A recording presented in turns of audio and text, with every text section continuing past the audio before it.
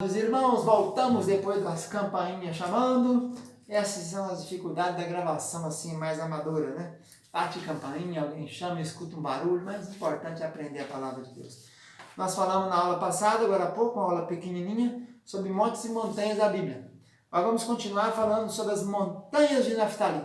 Nessas montanhas da tribo de Naftali, ficavam 4 principais montes. Nessa cordilheira, nesse conjunto, essa cadeia montanhosa de Naftali, ficavam os montes Gilboa, Tabor, Carmelo e Cornos de Ratim. Essa região montanhosa é chamada região montanhosa de Naftali. Lá em João, versículo 20, versículo 7, fala sobre isso. É um aglomerado montanhoso ao norte de Israel, na região conhecida como Galileia, a Alta e a Baixa Galileia, né? Antigamente, nesse local aí, eram as tribos de Aser, Zebulon, Issacar e Naftali.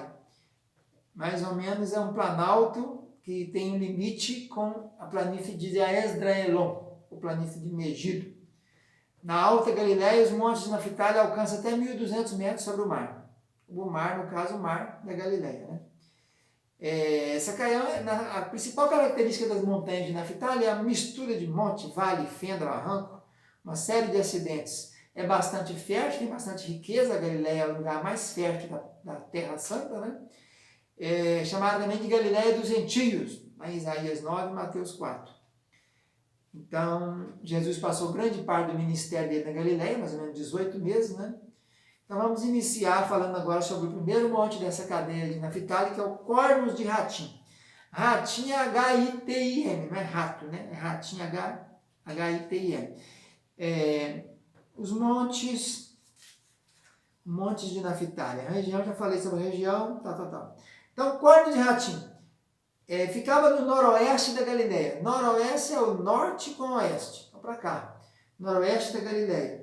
Mais ou menos até 180 metros de altura, é o máximo que tem esse monte aqui. Ele leva esse nome Cornos, chifres, porque tem uma montanhazinha assim, tem um vale que cabe mais ou menos umas 4, 5 pessoas, um vale, uma extensão não muito grande, e depois sobe de novo outro monte. Então, nesse movimento, parece dois chifrinhos, daí o nome Cornos de Ratim. Não é mencionado na Bíblia, só fala que em Mateus Jesus subiu o monte, Mateus 5:1, e Lucas fala no 6:16 que desceu do monte, parou na planície, numa campinazinha. Então não é citado o nome. Eu estive lá em 2011, nós estivemos nesse local, pastor Zé Manel, fundador do nosso Ministério Tabernáculo, e ele pregou nesse local. Nós ficamos lá num desses chifres do Ratim, H-Atim, uma palavra Atim, né? E ele ministrou para nós a palavra ali. Formado assim na meia-lua ao redor do mar. E fica assim, né, o mar da Galileia aqui, mais ou menos a meia-lua ao redor do mar. Tem 2 picos em forma de chifrezinho, por isso que leva esse nome.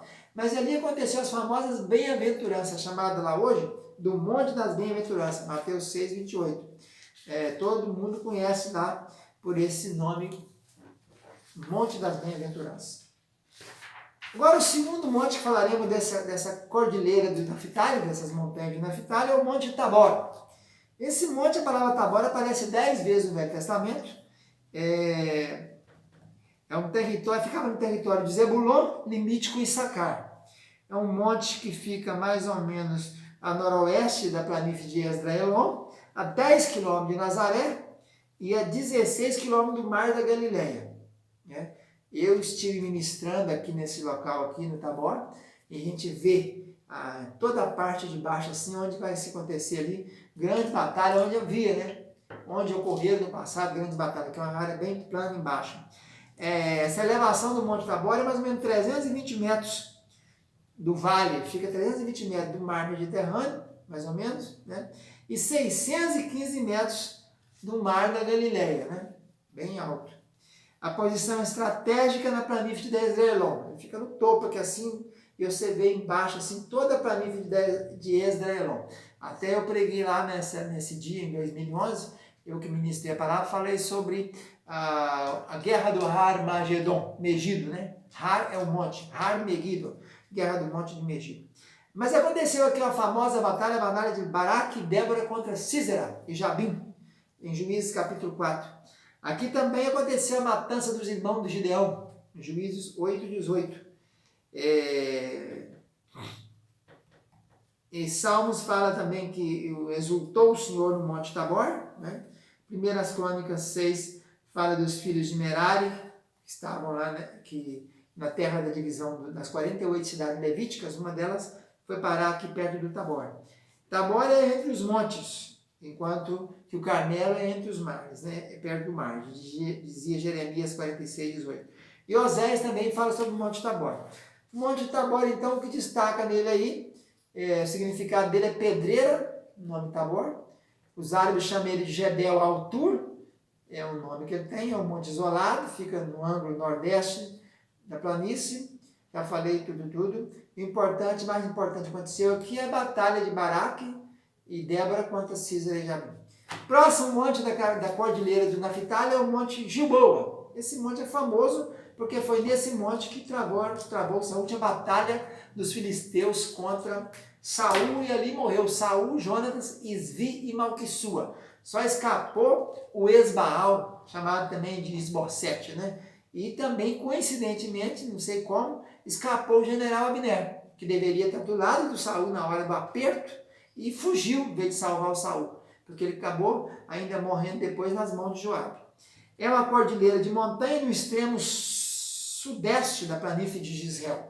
Então fica tudo aqui perto da planície de Gisrael, né? Você tem do lado lá para cá o Carmelo, mais para o lado do mar, você tem o Tabor ali e tem o Gilboa aqui.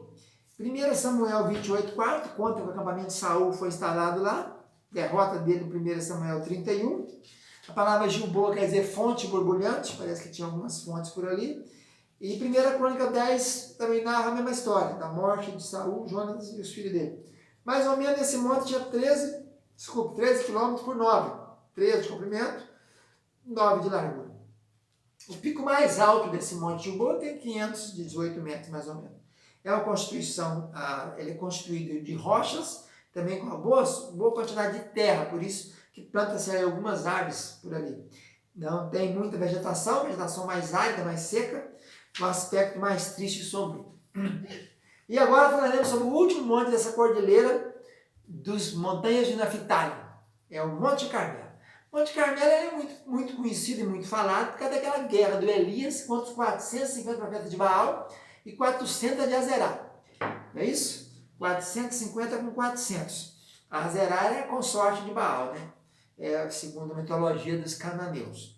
Esse monte é a pequena montanha ao sul da Judéia. A palavra Carmel, ela aparece 25 vezes no Velho Testamento. Significa vinha, significa jardim, campo fértil.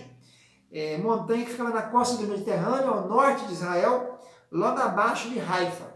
Haifa é uma cidade marítima que depois de Tel Aviv, lá em cima.